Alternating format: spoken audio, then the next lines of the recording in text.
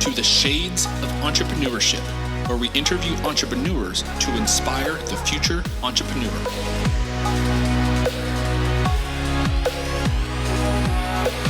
I'll be your host, Mr.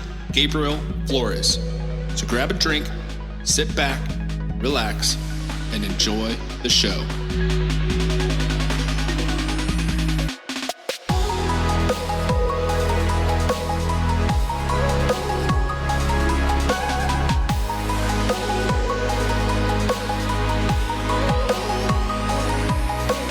My next guest has over 25 years of entrepreneurial experience and has served as CEO, chair, or director of multiple public and private companies with a focus on helping small businesses access capital markets.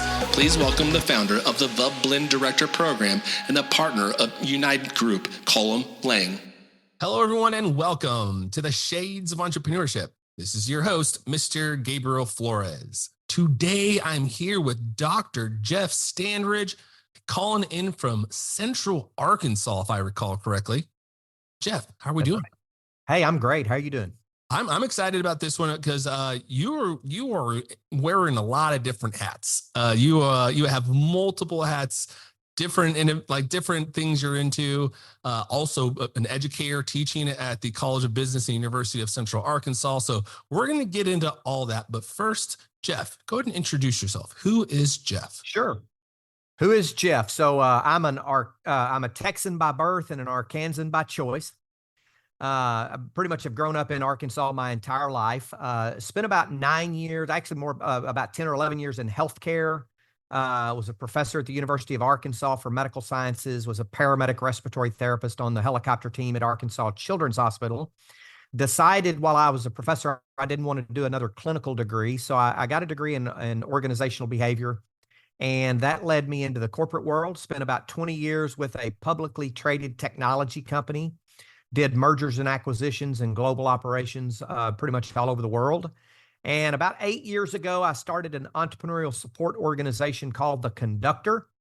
Well, I'm sure we'll dig into that. So I work with a team of folks. The Conductor Startup Junkie is the organization that focuses on driving entrepreneurship and innovation in the state of Arkansas.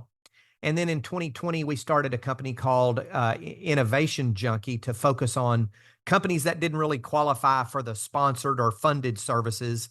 And it's more of a billable consulting firm.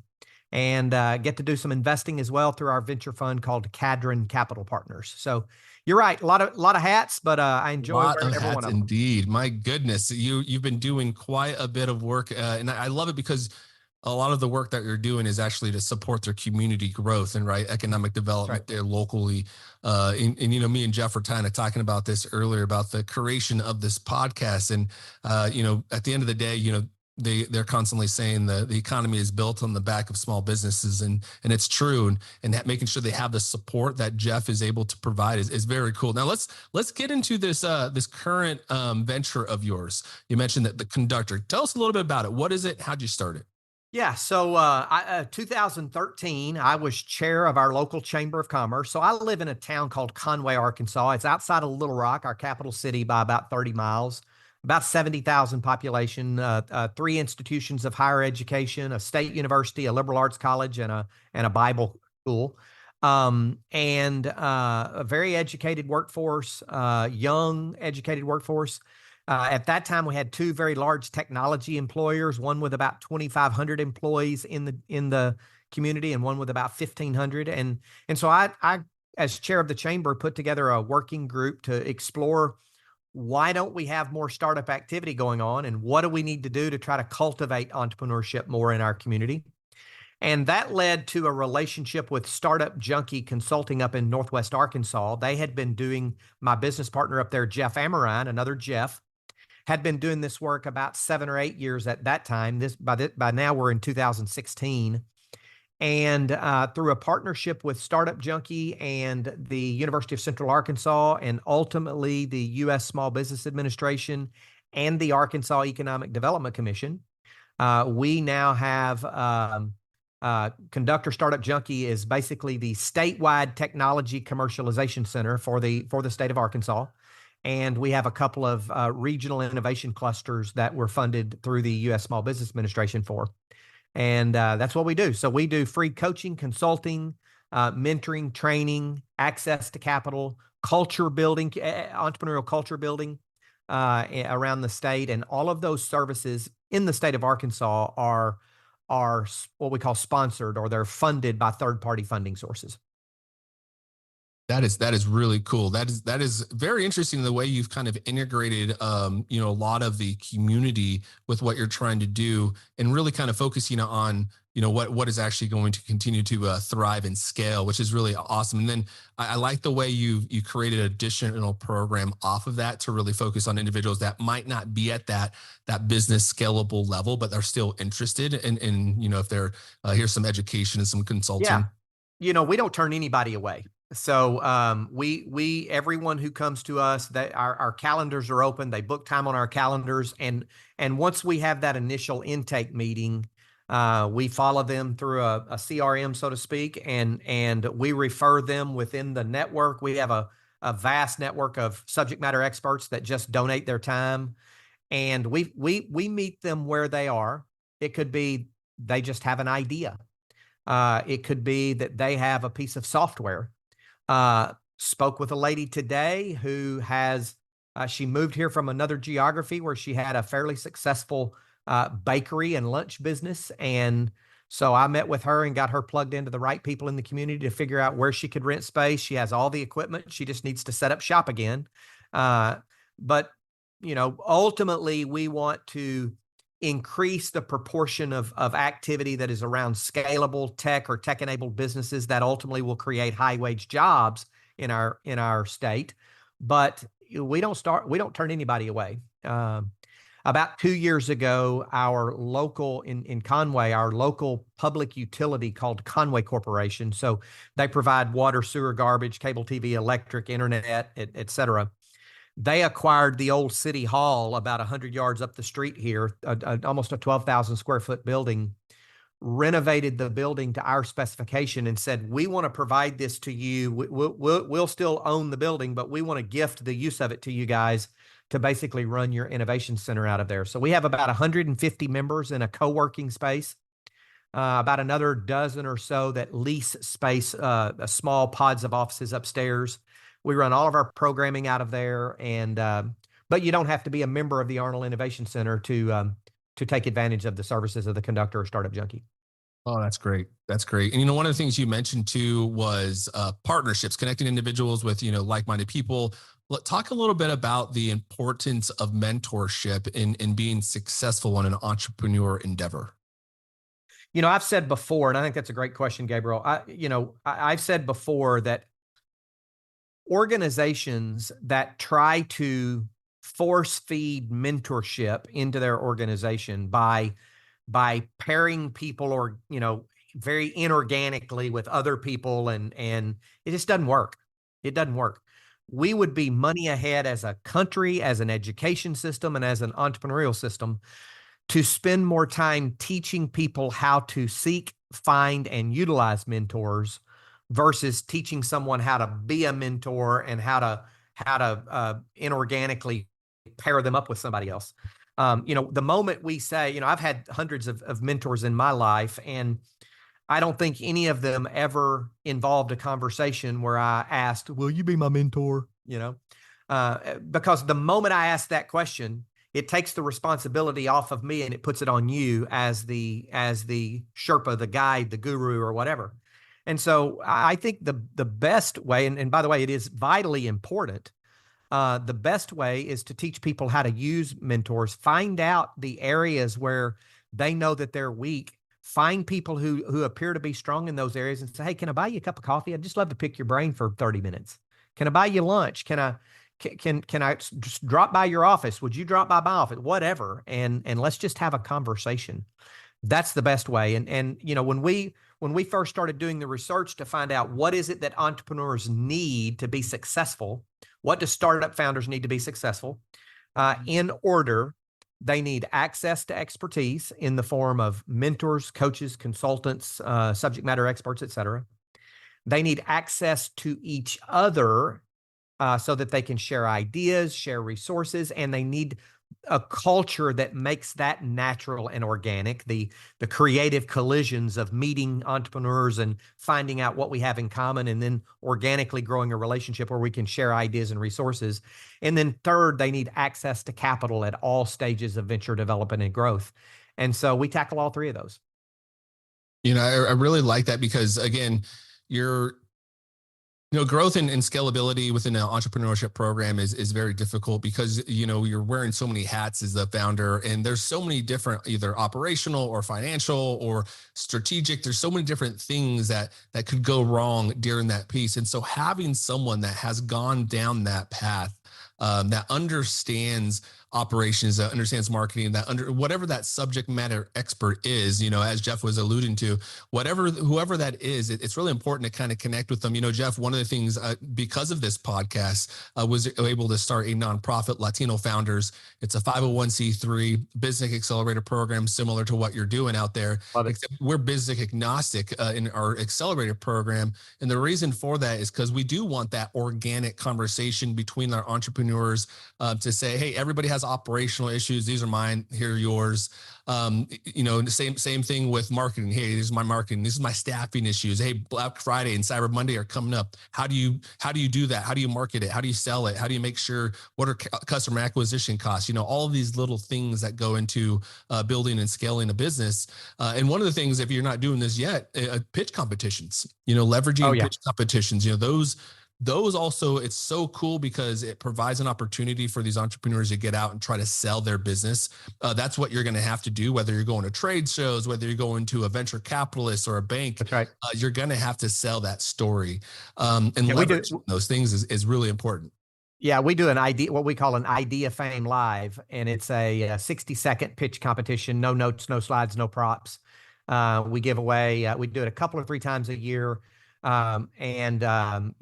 You can sign up to pitch, or at the end, we can have people come from the floor and decide to pitch if they build up the courage. Maybe they didn't have the courage to sign up, but they build up the courage during the pitch competition. We have 3 judges, and we give $1,000 away to the judge's choice, and then we give $1,000 away to the people's choice. The young, the people that are in the audience. And we had a young lady who was 11. Actually, I think she was 10 when she actually pitched at our competition. And she had gone around to 5 different pitch competitions and had won either the judge's choice or the people's choice at every one. And so she was creating a product that she was sourcing out of China, and it was a set of leggings that had a pocket on the inside of like leggings that get worn with knee boots. And there was a pocket inside the knee boot so that they could put their driver's license, their lipstick, their money, or whatever. And she had designed them herself. Her company was called Wise Pocket Products. And she won $5,000 from 5 different pitch competitions, made her first order. When she was 14, she went on Shark Tank and actually got a deal with Damon Johns and actually negotiated a better deal than what he originally offered at 14. And so that was kind of one of the highlights. But yeah, we don't turn anyone away. Even though we want to ultimately have a higher proportion of scalable tech-enabled, knowledge-based, high-wage, industries, we don't turn anyone away. And I will tell you, some of the greatest ahas I have seen have been when a Main Street business owner sitting in a peer group discussion asked a software CEO, "Why are you doing that?" And the software CEO went, "Great question. I don't know." And so you have those kinds of things. Everyone can help everyone, no matter what your business is, when you're coming together and you have the culture where you can ask tough questions, give guidance and feedback, and build relationships. Yeah, very true. And I tell this to people all the time. There's a lot of things I know. There's things I know I don't know, but it's the things that I don't know is where you really need help in. And that's kind of exactly what you mentioned. Now, Jeff, I gotta take a step back, because one of the things you mentioned, you're doing all this business, but you said you've been in healthcare for 12 years previous to this. You did a stint as a emergency medical pharmacist, or what was that? I think it was respiratory therapist, paramedic. Respiratory therapist. I was trying to remember what it was. But yeah, take me back. How did the transition from healthcare to what you're doing now. Talk about that kind of what you're doing previous to entrepreneurship and how that transition occurred. It when you look at it or read it in a bio or see it on a resume, it looks like it was a revolution, but it was really more of an evolution. So I've always been entrepreneurial. I started mowing yards when I was in the 3rd grade.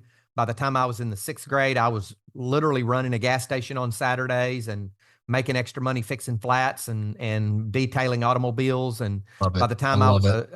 a 9th grader, I worked at a muffler shop where I could cut the exhaust system off of an automobile and weld it all the way back. I actually worked my way through college as an EMT. So I crammed a 4-year degree into 6 years because I had to work full time. First generation college student, My and goodness. and then went on to respiratory therapy school, helicopter team at Arkansas Children's Hospital. But the week after I graduated, I actually bought the gas station and muffler shop that I had worked at all through high school. And I hired a guy to run it for me, thinking that I was going to, have a passive income business there, and ended up losing it. And so at the age of 24, lost my first business, newly married, and got some of my very first critical business lessons. While I was teaching at the University of Arkansas for medical sciences in the respiratory therapy program, I decided I wanted a degree, a doctorate in something other than clinical science. So I chose more organizational behavior, organizational psychology. And I was studying the differences of top performers versus average performers. That was kind of my dissertation research. Oh, interesting. What is it that differentiates top 1% of performers from the middle 50%? Because the middle 50% aren't unsuccessful. They're still successful. In fact, the world runs on the middle 50%, right? Very good But point. I wanted to see what the difference was. And so I was researching that. A publicly traded company, through a conversation with a guy at church, found out about that research, wanted to replicate that research inside their company with database administrators, software engineers. And so went to work for them. And then we acquired two large companies with locations in 7 countries in Europe. And they sent me over there to do the acquisition, due diligence, and integration. And so I got my business education as an entrepreneur, doing entrepreneurial things within the safety net of a corporate salary. And so I started a company in Poland for that publicly traded company and scaled it to 350 people. Same thing in China. Acquired and managed one in Saudi Arabia, Dubai, then in Brazil. And the last 4 or 5 years I was there, I ran a North American sales team, basically taking their Fortune 1000 level products and services down to the mid market. And so just have always been in love with entrepreneurship, small, medium business. And that's kind of how it evolved over the years. I love that you said that, the entrepreneurship piece, because I think there's a big misconception that individuals that work in a corporate setting or work in some type of, even a nonprofit setting, don't have that entrepreneurial experience. But truly, those organizations do give you, I'm in business development, so I'm definitely exposed to a lot of different, strategy, marketing tactics, and then again, scaling the nonprofit. So that's another piece, just hired an executive director, figuring out taxes, figuring out employment things.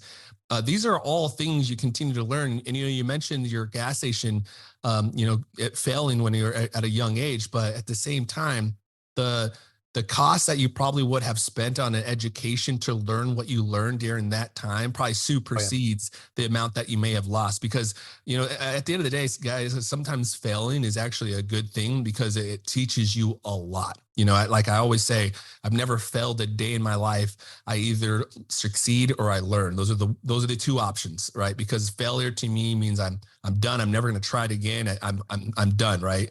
But you learn something and you continue to move forward. How did you move forward, from the gas station? How did you transition from being an entrepreneur to an actual entrepreneur to an entrepreneur?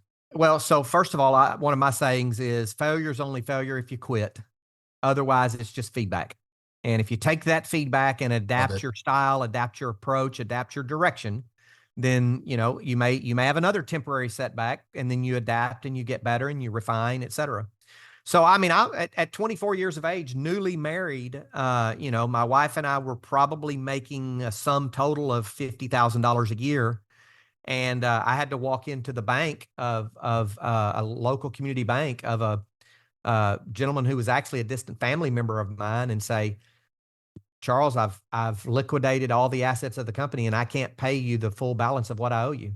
And he said, well, how much can you pay a month? And I said, well, I think I could, I just got married and, we're going to start a family before long, I hope. I think I could probably pay $150 a month. And he said, I tell you what, I'll go get you a payment book. So he got me a payment book that I spent the next 10 or 12 years paying that note off, right? Wow. And so I called it my tuition to character school. And Yeah. so I stayed out of the entrepreneurial realm for a few years. I then got into some real estate investing.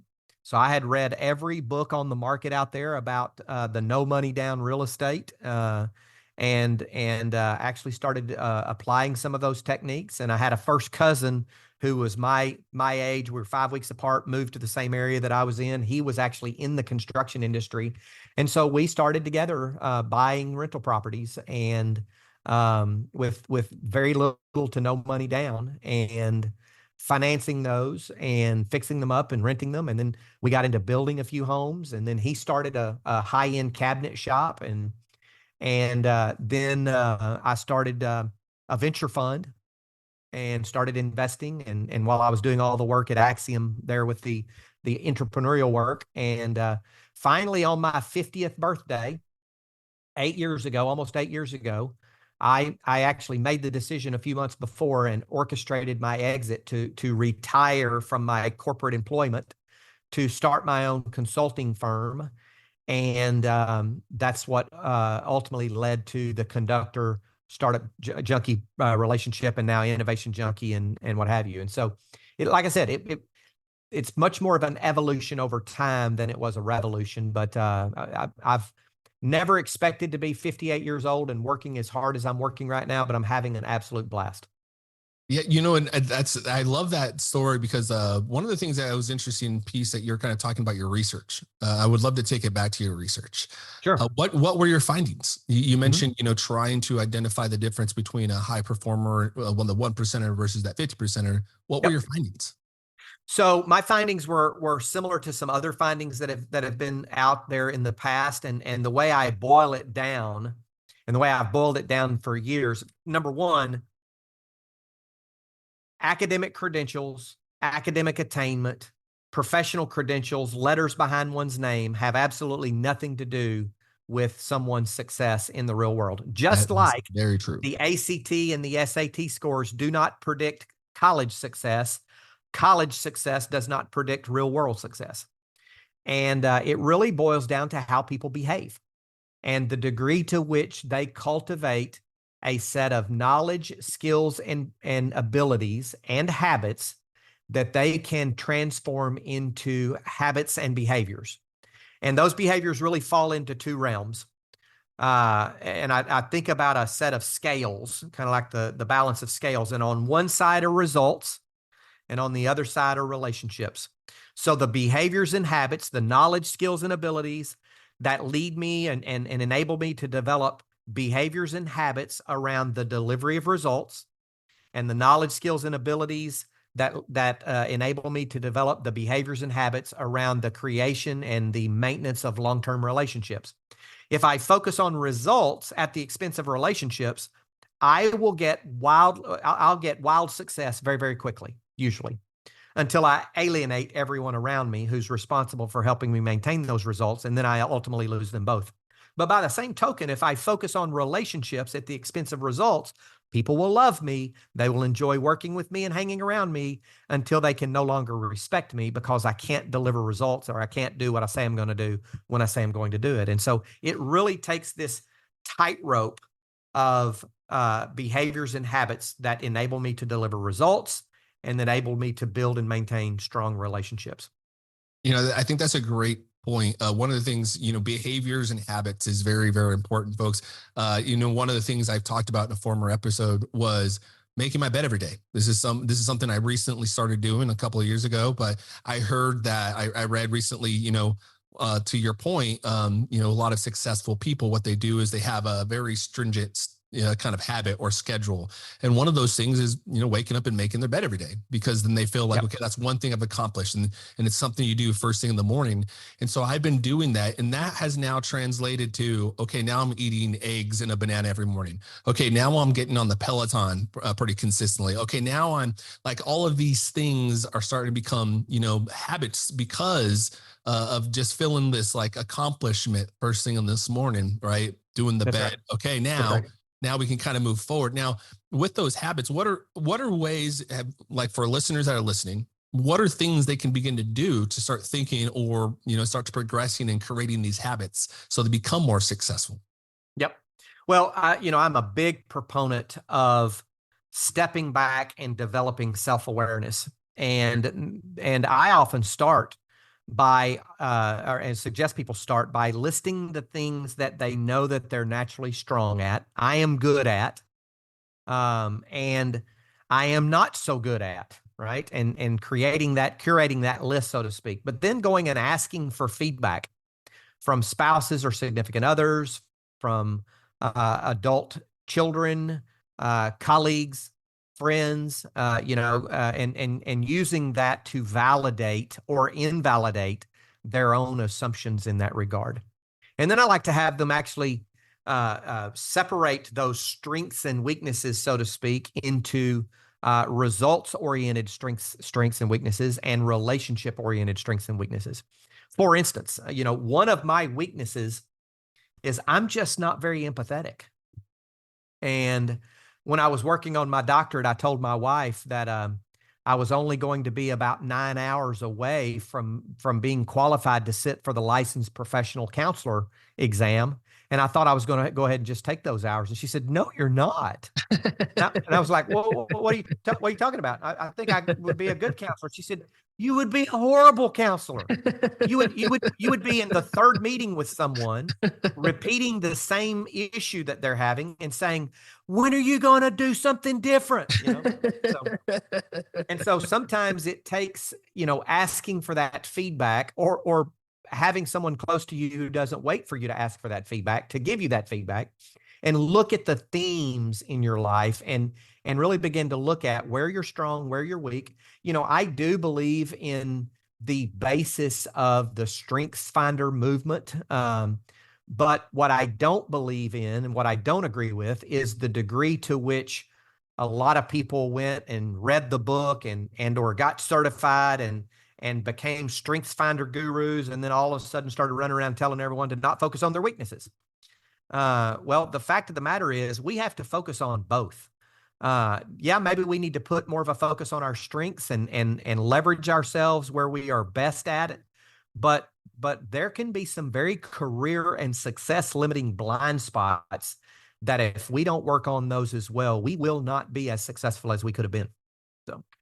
Yeah, it kind of goes back to your whole point, results versus relationships, right? Having it on that pendulum and making sure that it's a good balance of, focusing on your strengths and your weaknesses, because at the end of the day, if you're not getting comparatively better, you're getting competitively worse, right? So making sure you're focusing on those weaknesses. Now, Jeff, one of the things that was interesting is you mentioned you're kind of in the healthcare space, and then you kind of go into a bit of a research kind of space, and then you start a coaching consulting business. How did you build that brand into what it is today? Well, so I first of all started doing quite a lot of speaking and consulting when I was still employed on leadership. And I mean, leadership was kind of my research interest and my professional interest. And so I was doing quite a bit of that around the state and doing some strategic planning for nonprofits and what have you. And so I started building a little bit of a brand identity around it, doing some writing in the local business publications and what have you. And then when we launched The Conductor, I fortunately was able to piggyback a little bit on the brand of Startup Junkie, who had been at it for about 6 or 7 years. And because we were doing something that was really unexpected here in Conway, a town of 70,000 people, that got some attention as well. And so then I told people when I retired from my employment at 50 years of age that I'd spent the first half of my life making a living. I wanted to spend the second half making a difference. And so, you know, I hired great people around me, and we've got a great team of folks, and we hire for our core values, and our core values are around making a difference, doing the right thing, going the extra mile, never trading results for excuses, having fun, taking care of each other. And so that also includes not turning anyone away who needs help. So we will sit down with anyone who comes to the table and says, I need to pick your brain about something. And so we give, and we give a lot. And I think that's probably contributed to as much of the brand as anything, to be honest. One of the things you've done too is you mentioned you're coaching a bunch of entrepreneurs, you're working with different businesses. What would you say you've noticed is one of the biggest mistakes entrepreneurs make? The biggest mistake, and this is not original to my finding, it's been reported by other thought leaders, is they create a product or a service that no one wants. Or better probably defined, they create a product or a service that not enough people will buy at the price point required for it to be a profitable ongoing concern. That's kind of number one. Very close to that is thinking even for a moment that anyone and everyone is their potential customer. And so, understanding, we need to fall in love with the problem we're solving, and we need to solve that problem in a way that can be profitable. And we need to figure out who are the niche of people that experience that problem to the greatest degree, that would benefit the most from a solution, and then target everything we do and say toward those people, or we'll run out of money trying to market to everyone before enough people will buy our product or service to be profitable. And so those two things together are kind of the teeter-totter, or the seesaw, so to speak, of failure in businesses. I completely agree, folks. One really good way to kind of understand the first piece that Jeff was alluding to is like a feasibility analysis. Really kind of, I'm doing that now with an educational conference, trying to determine, okay, if we have it, let me look at all the different locations we can possibly have it. And then what is the cost of those locations? And then what is the average cost individuals will be willing to pay for a CME credit to attend a conference? And then is it even feasible? Will I be able to make money? And then if so, how many people can I have attend? But then I also have to understand what's the capacity of the room that we're going to be renting. So there's a lot of different things that kind of go into the feasibility analysis, but it's really good to understand that piece. And then getting out and just asking customers, truly making sure you get outside of your inner circle is so important. Right. Mom is always going to love whatever you do, right? And so getting out to people that know your product, because that will help you on that second piece that Jeff was talking about. And that is really kind of creating your ideal customer profile, right? Mm-hmm. Understanding who really is your customer, and then really create from there. Once you've found a problem and you found your ideal customer profile, okay, now create a minimal viable product, an MVP. And then take that to them and see what's good and what's not. Then you can kind of, pivot and create some adjustments from there. But it's much, much easier to fail that way than it is to go out and buy a product and like have 1,500 units. And then you go out to a trade show and nobody buys it. Right. That's right. And then now now you're just sitting on bricks. I've seen multiple people practically and sometimes literally mortgage their homes to get their business off the ground, and they just didn't do the work. So couldn't agree with you more. We use the Venn diagram of technical feasibility, which virtually anything's technically feasible. Desirability in terms of how big is the problem, and is it a big enough problem to enough people? And then business viability. Can we create the product or solution and get it to the market in a profitable way, and deliver it in a profitable way? And, going back to the beginning of this conversation, folks, there are other individuals that are willing to be your mentor to help support you. And as Jeff mentioned, It's not going to them and saying, "Hey, can you be your mentor? Can I be your mentor?" It's really saying, "Hey, can I take you out to coffee?" As Jeff mentioned, can I take you out to lunch? Can we chat over a beer? Right? Yeah, for I'll sure. pitch in pints. I'll give you a drink a some beer, and we'll do a pitch real quick. But really, it's just kind of getting in front of people and being in their community, because the best way to understand the issues that anyone is having is actually to walk in their shoes, and that means Right. getting in their community, being involved, understanding what they're going through, what their makeup is, and that's going to go a long way. Now, there's a lot of, yeah, we've kind of mentioned it. There's a lot of difficulties in entrepreneurship, and there's creating a small business. What would you say has been one of your most difficult moments building your business? I would say that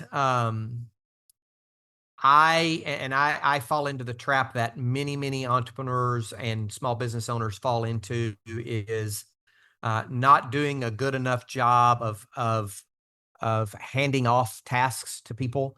I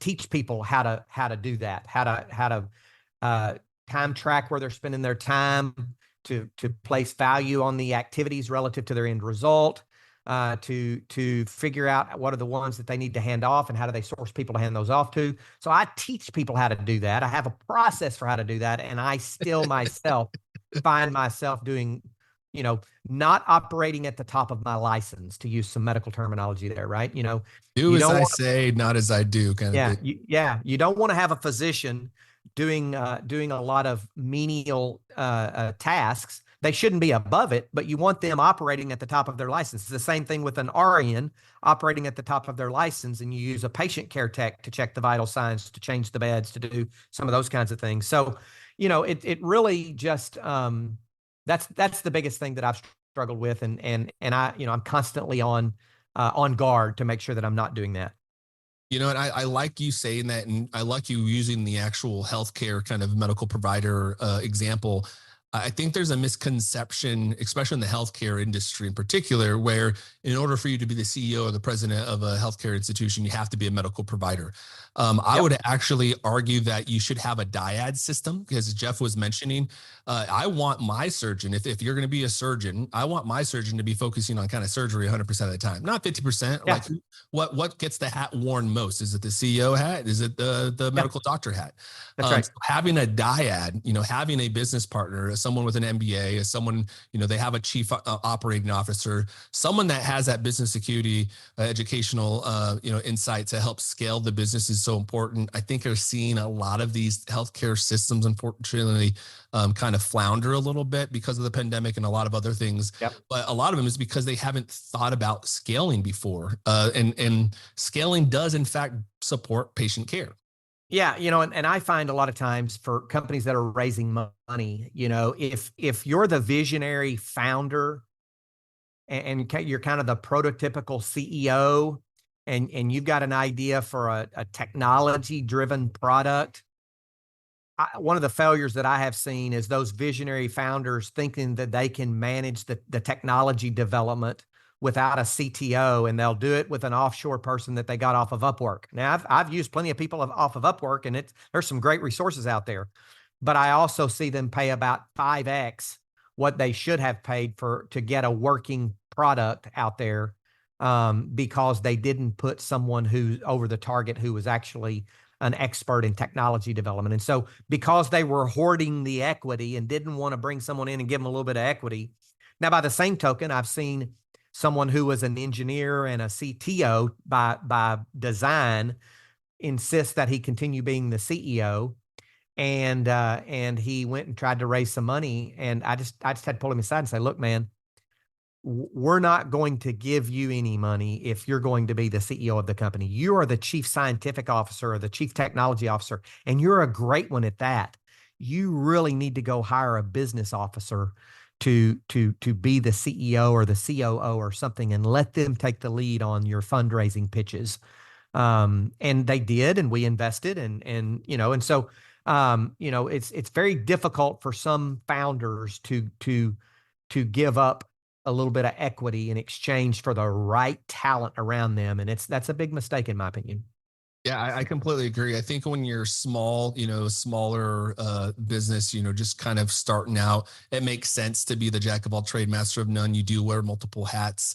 But as Jeff mentioned, once you begin to scale and you have those conversations where you're starting to kind of go into that next echelon of business, you're going to have to bring in, individuals that can help support your core competencies. They're just areas we're not good at. Trust me, my wife tells me there's a lot of things I'm not good at on a daily basis, Yep. So making sure that we just have someone that can be again, going back to that, the results versus relationships, that pendulum, making sure that everything's getting supported on both sides. So it's an even balance For sure. is really important. I really I think it's very true. Now, what has you've been doing this obviously quite some time. What have you said has been one of the most enjoyable pieces of entrepreneurship to you?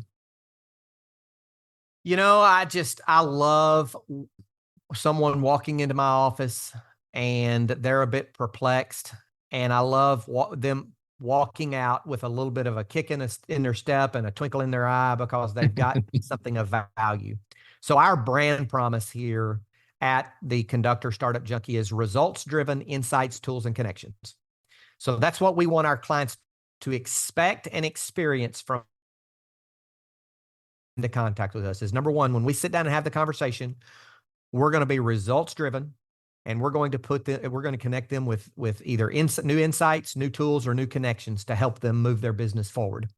And so by just keeping that brand promise on the forefront of our mind, most of my coaching meetings are 30 minutes in length, and I used to do an hour, and we would spend 30 minutes just kind of shooting the breeze. And I found out that I could do twice as many coaching meetings if I did them in 30-minute increments. And we spend 3 minutes kind of breaking the ice, and then we spend 27 minutes getting down to business, and it works beautifully. And so that's one of the most fun things that I've seen.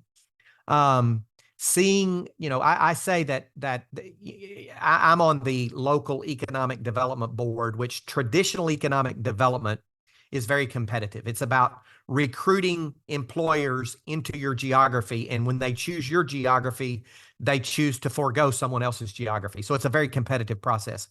Entrepreneurship is not competitive at all. It's what I call economic empowerment. It's creating a dollar where a dollar didn't exist.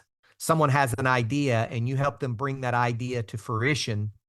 And then in the first year, they hire 5 people. By the way, the average new startup creates 4.74 jobs in their first year in business. They invest 67 cents of every dollar they take in back into the local economy.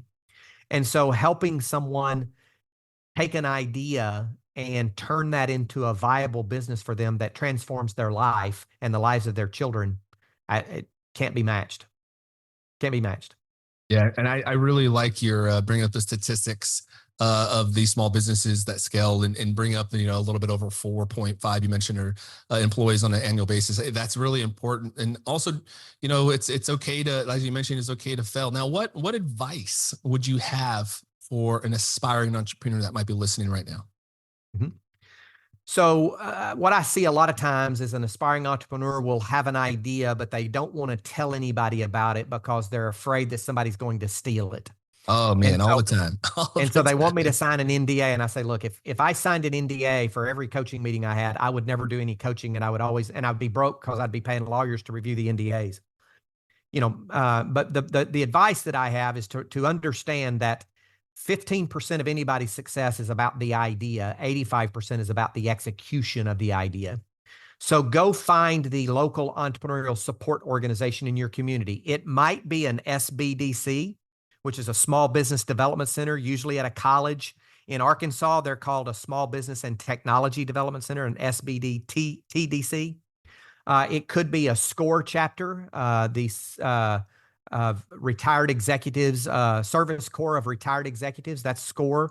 They're usually in partnership with a chamber. Or it may be an incubator or an accelerator in your community. So do some research and go find every single one of those, and then go sit down with them if you're an aspiring entrepreneur. Don't go hire the creation of a business plan off of the internet. I've had people go do that and pay $1,000 to get a business plan, and they plop down a beautifully spiral bound document and plop it down on my table, and I ask them what's in it, and they can't tell me. pick up a copy of 2 books that I would guide you to. One is Running Lean by Ash Maurya, and actually complete his Lean Canvas. His Lean Canvas is a 9-box, 1-page business plan. And you can actually YouTube search Lean Canvas in 20 minutes, and you'll see a 20-minute video of Ash actually creating a Lean Canvas in real time. So you can hit play and pause and create yours while he's creating his. And then pick up a second copy of a booklet called Talking to Humans by Giff Constable. It's an 80-page booklet that has pretty much become the Bible on doing customer discovery. Go get those books and do what those books tell you if you can't find an entrepreneurial support organization nearby. And even if you can, start there. It's going to cost you about $20 maximum to get both of those books and complete the first or second version of your Lean Canvas, and then go sit down with an entrepreneurial support organization representative. I love it. And because at the end of the day, those 2 things are like the core of, I think, starting any business. 1, getting some education, right? And then 2, networking. Get out there and network. Get out there and talk with other people. And I like your ideas. Stop pretending stop trying to hoard your idea. Trust me, somebody else probably has that same idea out there, but as Jeff mentioned, it's about the execution of the idea. There's several car makers out there, right? They're all successful. Some are better than others, but it's basically, how do you create your brand? How do you market it? How do you really create a customer relationship so those individuals feel not just as a customer being aware of your product, but being a loyal consumer where they're now sharing your product or designs or information on social media, because that's really how you begin to kind of grow. Now, Jeff, for folks that are interested, you have a lot of advice. You're doing a lot. Folks that might want to learn more about you, might want to connect with you. How do they do that? Where do they find you online? So you can find me in a couple of places. One is I'm very active on LinkedIn, and it's basically LinkedIn, and it's Jeff Standridge. Jeff S at innovationjunkie.com is a great way to connect with me, or jeffstandridge.com. Perfect. And again, folks, if you forget all of that information, you can subscribe to the Shades of Entrepreneurship newsletter by visiting theshadesofE.com. You can also subscribe to all of the social channels. We are at the Shades of E. And you can also, if you feel so willingly, become a Patreon member. For $5 a month, you can actually help support the podcast. And I can continue to bring on phenomenal guests like Jeff to share their inspirational stories and really provide some insight and education to hopefully help you succeed in your entrepreneurial endeavor. Now, Jeff, is there any last words you have before we leave? I would be pleased and honored to speak with any of your listeners if they have any questions or want to connect. Be glad to see them on LinkedIn and encourage them to reach out. You hear that, folks? Jeff on LinkedIn. I'll have that information on the link, the newsletter, as well as the blog post. So please visit theshadesofE.com. Thank you and have a great night. Thank you for tuning in to the Shades of Entrepreneurship. For more information, please follow the Shades of E on Twitter, Instagram, Facebook, or visit theshadesofE.com.